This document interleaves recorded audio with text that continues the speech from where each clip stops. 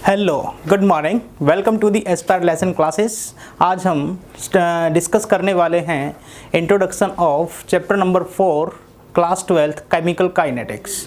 ठीक है, आज हम केमिकल काइनेटिक्स का इंट्रोडक्शन देखेंगे। ठीक है, उससे रिलेटेड जो भी हमारे लेक्चर्स होंगे उनके बारे में भी डिस्कस करेंगे। ठीक है, चलिए।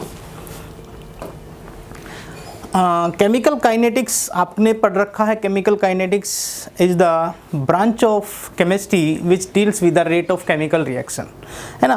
केमिकल काइनेटिक्स क्या होता है? केमिकल काइनेटिक्स केमिस्ट्री की ही ब्रांच होती है जो हमें क्या किसके बारे में स्टडी कराती है? रेट ऑफ केमिकल रिएक्शंस के बारे में स्टडी कराती है ना। और रिएक्शंस किस मैकेनिज्म्स को प्रोसीड्स करता है, वे कौन से फैक्टर्स हैं जो केमिकल रिएक्शंस के रेट को अफेक्ट करते हैं। ठीक है, तो इसमें जो हमारा पहला रहेगा, एक तो हम सबसे पहले रेट ऑफ केमिकल रिएक्शंस की बात करेंगे। रेट ऑफ केमिकल रिएक्शन की बात करेंगे। ठीक है, आपने पढ़ रखा जैसे कोई सब्सटेंस ए है, इससे कोई सब्सटेंस बी बना। ठीक है, तो आप होता क्या है कि जो ए है वो धीरे धीरे क्या होने लगता है? डिसअपीयर होने लगता है, और बी धीरे धीरे क्या होने लगता है? अपीयर होने लगता है। इट मीन्स कि ए किस में कन्वर्ट होने लगता है? प्रोडक्ट में।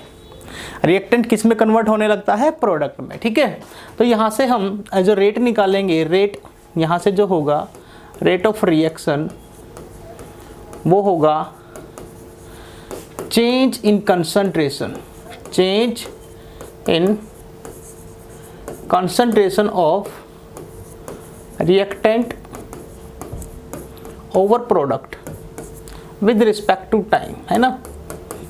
तो रेट हमारा ऐसे निकलता है और ये ही रेट है। ठीक है, change in concentration. Chemical reactions की अगर बात करते हैं तो इसमें जो रेट होगा वो change in concentration of reactant over product, क्योंकि इसका कंसंट्रेशन तो समय के साथ साथ क्या होगा? डिक्रीज करेगा, और इसका कंसंट्रेशन समय के साथ साथ इंक्रीज करेगा। ये चीज़ें भी हम इसके अंदर स्टडी करेंगे रेट ऑफ केमिकल रिएक्शंस के अंदर। ठीक है, और जो दूसरा रहेगा फैक्टर्स, कौन कौन से factor rate of chemical reactions को अफेक्ट करते हैं। ठीक है, तो आप लोगों ने पढ़ रखा है, एक तो concentration of reactant, concentration of reactant, है ना।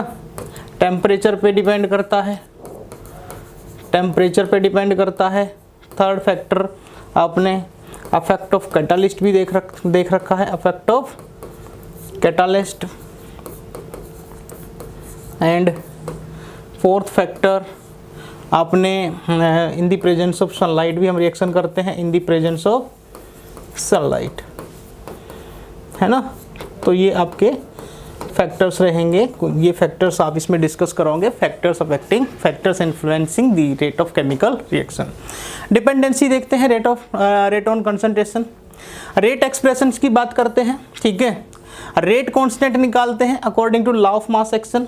लॉ ऑफ मास एक्शन से रेट निकलता है ना। Rate is directly proportional to the product of the molar concentration of reactant, product of the molar concentration of the reactant. तो यहाँ से जो रेट निकलता था, यहाँ से आपका इस कांस्टेंट को हटाने के लिए हम के लगाते थे। इस के को हम क्या बोलते थे? रेट कांस्टेंट बोलते थे। हम rate of reaction and rate constant में भी यहाँ से डिफरेंस देखेंगे। ठीक है, और इससे रिलेटेड कुछ न्यूमेरिकल्स, कुछ क्वेश्चंस भी करेंगे। उसके बाद हम ऑर्डर ऑफ रिएक्शंस की बात करते हैं कि कौन सी रिएक्शन का ऑर्डर जीरो ऑर्डर है, कौन सी रिएक्शन का ऑर्डर फर्स्ट ऑर्डर है, और कौन सी रिएक्शन का ऑर्डर सेकंड ऑर्डर है। First order, zero order, second order, इन सभी के हम यहाँ पे रिएक्शंस के ऑर्डर देखेंगे और रिएक्शंस की मॉलिक्यूलरिटी की बात करेंगे, बायोमोलिक्यूलर, यूनिमोलिक्यूलर। ठीक है, तो इसमें हमने रेट ऑफ केमिकल रिएक्शंस की बात करनी है, फैक्टर्स की बात करनी है, डिपेंडेंसी की बात करनी है। ठीक है, रेट एक्सप्रेशंस की बात करनी है, रेट कांस्टेंट की बात करेंगे इस चैप्टर के अंदर, order of reaction and molecularity of ए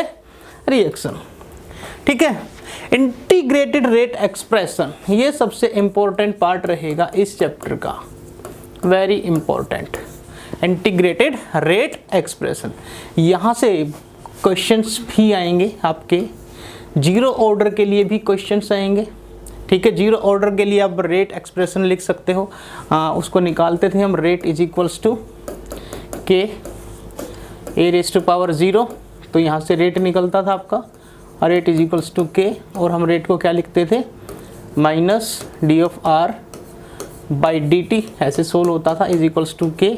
तो यहाँ से आपका D R is equals to K of D T, है ना। तो यहाँ से आप इंटीग्रेट करके इस एक्सप्रेशंस को सॉल्व करते थे, ठीक है। तो यहाँ से आप आर कैलकुलेट करते थे, ठीक है।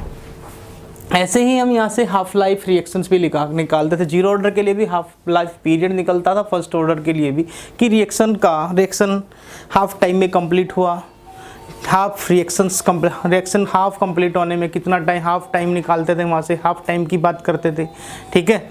हाँ, हाफ लाइफ ऑफ रिएक्शंस की बात करेंगे, यहाँ से हम हाफ लाइफ पीरियड निकालेंगे, ठीक है।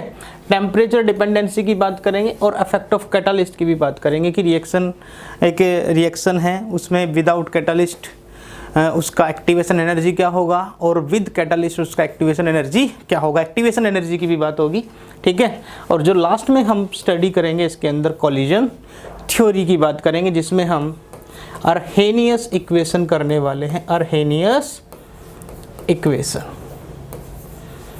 इसके अंदर हम क्या करेंगे, अर्हेनियस इक्वेशन का एक्सप्रेशन भी देखेंगे और इससे रिलेटेड हम इसके अंदर न्यूमेरिकल्स भी करेंगे। तो ये हमारा इस चैप्टर का ओवरव्यू था जिसको हमने अभी डिस्कस किया। अगर आपको इस चैप्टर को डिटेल में स्टडी करना है तो आप हमारी प्लेलिस्ट में जाइए और चैप्टर को एंजॉय कीजिए। So thank you so much.